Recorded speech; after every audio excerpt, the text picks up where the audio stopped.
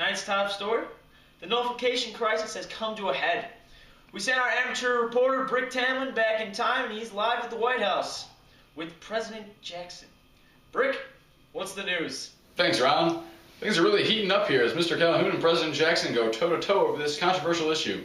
The president was kind enough to sit and interview with us and talk about his views. Let's play that clip now. Mr. President, thank you for joining us on such short notice. It's my pleasure. What would you like to talk about on this fine evening? I think we're all wondering how this whole nullification crisis started. Can you shed some light on that? Well, it all started during John Quincy Adams' term. You see, under his administration, Congress passed the Protective Tariff of 1828. This was basically a build-off of the 1816 tariff. Outraged, Calhoun and his fellow Southerners coined this as the Tariff of Abomination. Abomination? It's pretty strong. Was the tariff really that bad? I mean, what did it do? Like I said earlier, it built upon the 1816 tariff. Essentially, it was a way to help out the manufacturers of the North who were getting hammered by the British dumping. They needed some help, and this tariff provided that. That's reasonable. Indeed. Unfortunately, Calhoun and others like him don't agree. They say that the tariff hurt their trade and their economy. Calhoun thinks that the states have the right, by constitutional law, to declare federal laws unconstitutional. That's where the nullification issue came from. You think they have a point? No, I do not. I consider the power to annul a law of the United States incompatible with the existence of the Union, contradicted expressly by the Constitution. Compelling words, Mr. President. What do you plan to do? Well, luckily, only South Carolina has passed the nullification. But if they do not yield to the tariff policy, I will have no other choice but to use military force, as stated in the recently passed force bill. Very good. Thank you for your time, Mr. President, and good luck. Back to you, Ron. Thanks, Brick. Now let's get to the other side of the story. We conducted an interview today with John C. Calhoun. Let's go to that now. Hello, Mr. Calhoun. Thank you for being with us here today. So it's our understanding that a certain problem regarding constitutional interpretation has arisen. Do you have any initial comments on this before we proceed? It's a pleasure to be here. First of all, I believe that the federal government has not been recognizing our rights as a state, and that nullification of such an unconstitutional act is lawful under the rights given to us as a state in the Constitution. Interesting. Now, you were the vice president of President Jackson, so what inspired you to leave and stand up for your state?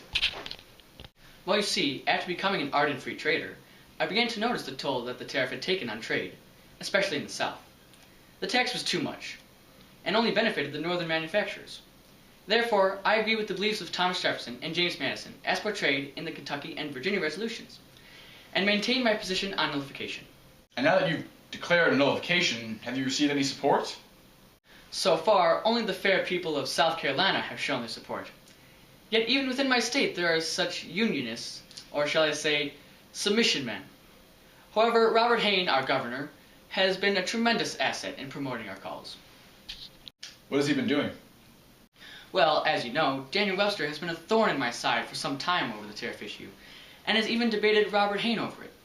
Hayne pointed out that the North was selfish to pass such a biased tariff, and that the nullification is simply a means of increasing the minority interests of the South.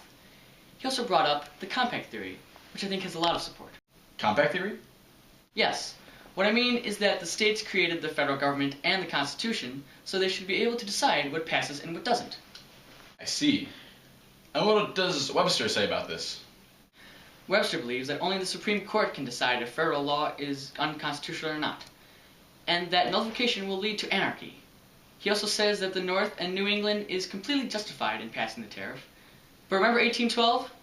They were talking about leaving the Union. For one, I believe in preserving the Union until death.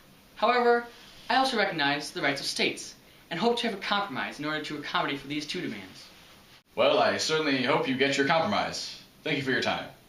It's been an honor and a privilege. Wow. Great story, Brick. Compelling and rich.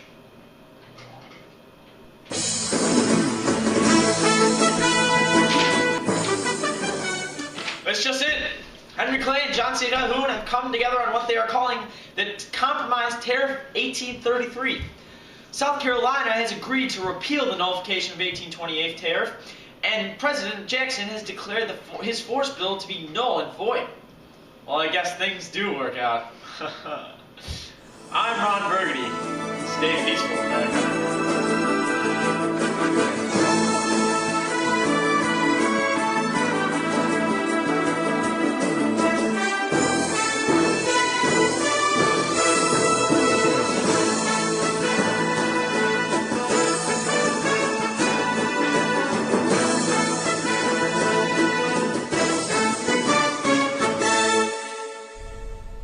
Hi, Northridge AP U.S. history class.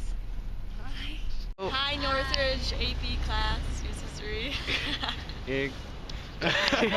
All right. Okay. Hi, Dr. Calhoun and the AP Northridge class. U.S. history. Go. Hi. Okay, sorry, I was trying to answer. Hi, Northridge AP U.S. history class. Keys. Okay.